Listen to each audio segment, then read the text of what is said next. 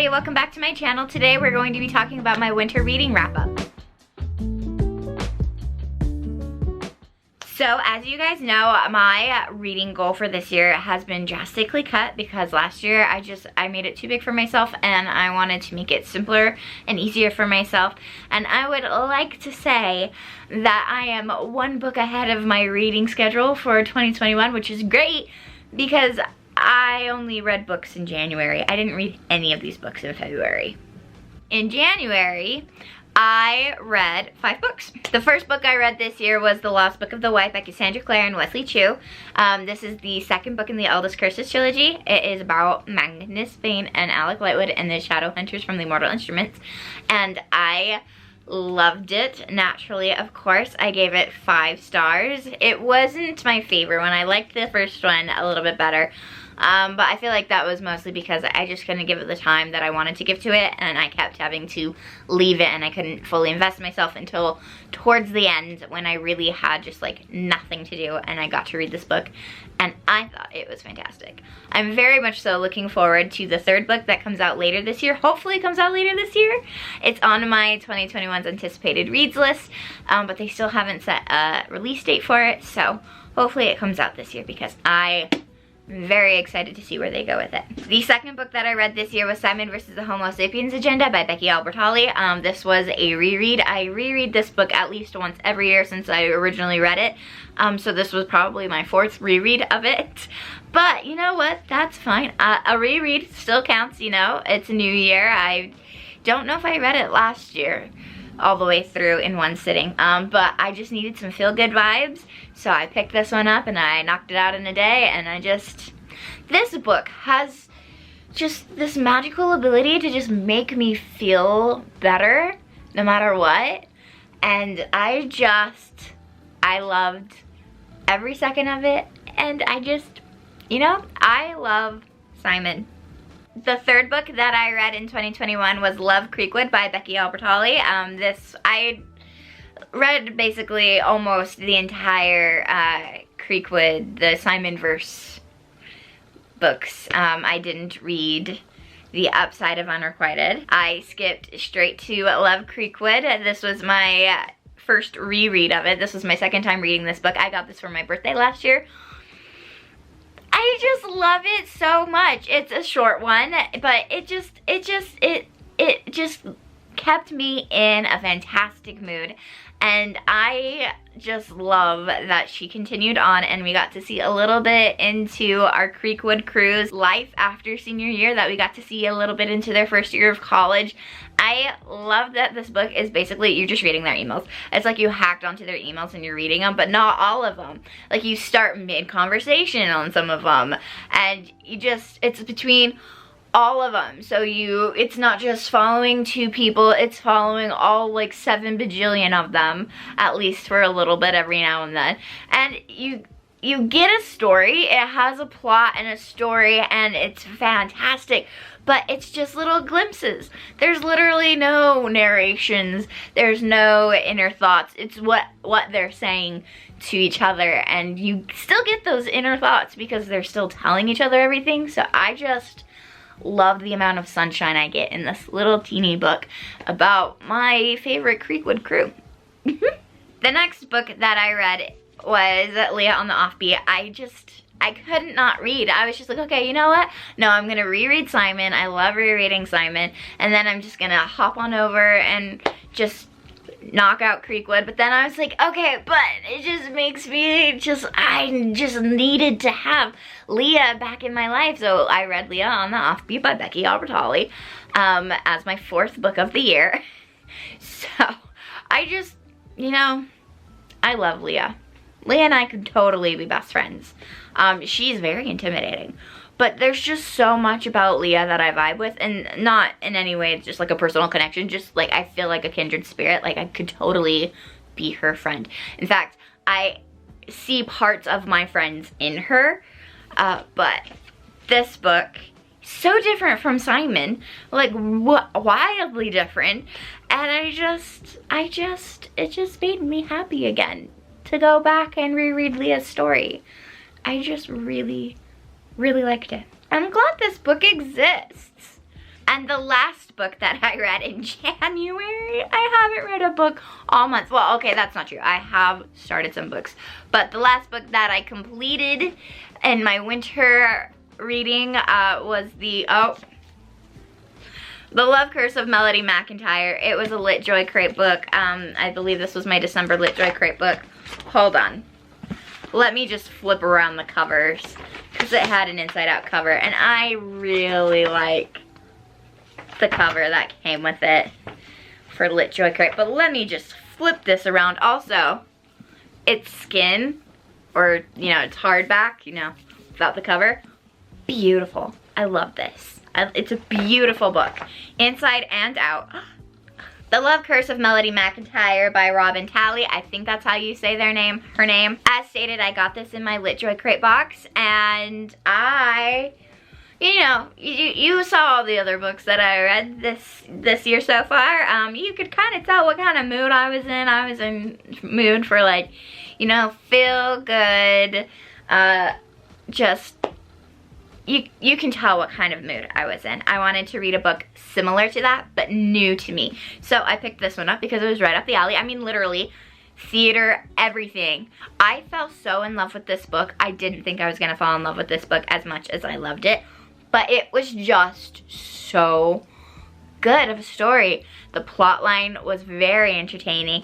It changed forms every now and then, so there was kind of like a visual feel to it, and then there was like this one moment where it was just dialogue. Like, no I said, no she said, no I did this, no I did that. It was just straight up dialogue. So you kind of had to like figure it out, but it was so easy to figure out because by then I knew the characters so well that I knew what they were talking about and what they were saying. And I love the little quirks, and I love how nerdy and how just I could understand this book. Not all of it. I definitely learned some things because it was a stage manager's story. But I loved this book. I thought it was brilliant. I believe I gave this 5 out of 5 stars. Simply because it was fantastic. And that's it. So those are all the books that I read in January in my winter reading session. I gave all of them 5 stars. All of them are amazing books that I love, and I'm so glad that I read. After that, I kind of hit a slump, as you can tell, because I haven't finished a single book since then. I've been reading 3 different books since then, but I haven't finished any of them. Actually, 4 different books since then, but I haven't finished any of them. Mostly because I've been super busy, but mostly just because I hit a slump. But hopefully this is a minor slump and I can read through it. I'm going to try and read through it because I'm excited for spring and all the spring books that are coming, but that is going to be my next video. I want to talk about some other things. I wanted to do kind of a mini year wrap up. So I wanted to talk about my favorite book, my least favorite book. I was going to do a most surprised by book and a disappointed in book, but really, honestly, I'm not surprised by how much I love these books, and I'm not disappointed in any of them. And then I'm going to do a recommend book. Out of the 5 books that I read 1,647 pages. They're all pretty small books, especially Creekwood. My favorite read of my winter reads was Simon versus the Homo Sapiens Agenda. This choice may shock some of you because most people will probably think that I would choose Malik since they are in fact my OTP.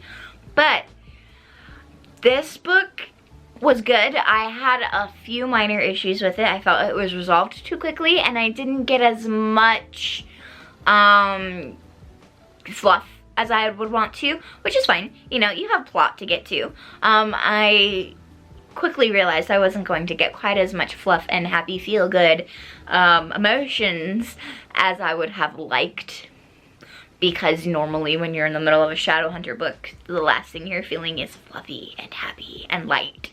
So yeah, this book this book just made me feel fluffy and happy and light, and I knew everything that was coming, and I knew all the twists and turns, and it still twisted my heart, and it made me hurt and just want to cry and hug these characters so much. But it also just, the entire time I had, except for the really sad parts and the really like ugh parts, I just had a smile on my face. And that's exactly why I picked it up and read it, because I just wanted to be happy and I wanted to revisit characters. And so that is why Simon was my favorite read of the winter, because it just made me happy. It was the book that made me the happiest in the winter. Okay, choosing a least favorite out of these 5 books when they're all 5 stars and 3 of them are rereads, and one of them has to do with my favorite couple of all time, and one of them was just like, yes, I love this book. I'm so glad it exists and that it was sent to me. I don't even want to say it. I don't even want to say that I had a least favorite, because I really didn't. I don't have a least favorite. I don't want to talk about that. Don't make me talk about a least favorite. They were all great. A bookish recommendation that I would recommend to you, I'm going to recommend The Love Curse of Melody McIntyre. If you like any of these books or any of these couples, read this. Theater geeks, read this. If you love Les Mis, read this. Phantom of the Opera, Fiddler on the Roof, anything. Romeo and Juliet. I hate Romeo and Juliet, but it was just so funny. If you love teenage drama, like you just like, whether you just love living in it or you love laughing at it, or you just, you know, it's just, I love this book and I would definitely recommend it, especially if you love any of these other books that I just mentioned. Read it.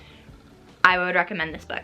It's so good. Now, I didn't read any of the books that I had on my winter TBR. Look, I have my winter reading wrap up and my winter TBR. I had fantasy, because normally I really like to read fantasy when it's cold. I like having magical powers in my life when it's cold. It makes me wish I had magical powers. Didn't read any of them. Didn't read any of my anticipated releases that came out this winter. No, I did not. I started one of them, but I have not finished it yet. So maybe that will be in my spring reading wrap up. Hopefully I have a couple more books in my anticipated reads list on my my spring reading wrap up, because that's one of my goals, is to read every book that's on my anticipated reads list. I have some coming that I'm really looking forward to, and the ones that I do have, I'm really looking forward to too. I'm in a slump, and it's very difficult to get out of this one, but I will get out of it, because I'm going to do better at reading this year than I did last year. So that is it. That is everything that I have to say to you guys today about my winter reading wrap up. I enjoyed reading every single one of these books. Have you guys read these books? What have you thought about these books if you have read them? Are you thinking about reading them if you haven't read them? What was your winter reading like? Are you looking forward to spring? Do your tastes change with the weathers? Mine do. I'm going to be posting a spring TBR list. I didn't post one for winter because halfway through the winter is when I would have posted it, and I didn't feel like it was necessary to tell you what I wanted to read halfway through the winter when I realized I wasn't going to read any of them. So I didn't do a winter TBR, but I'm going to do a spring TBR to see if I can actually read anything that I put on a TBR list, because really, honestly, it's not very often that I read anything I put on my TBR. So that'll be interesting to see. And anyway, definitely go check out my other socials. I'm on Tumblr a lot these days. I will be posting on my other socials periodically. Trying to do that more as well. That is another goal of mine. And so, stick around, subscribe if you haven't. And until I can see you guys again, I hope you guys are having an amazing week and an amazing life, and I hope you are not in a reading slump like I am, and you are reading all the books that your heart desires, and I will see you guys again soon. Bye.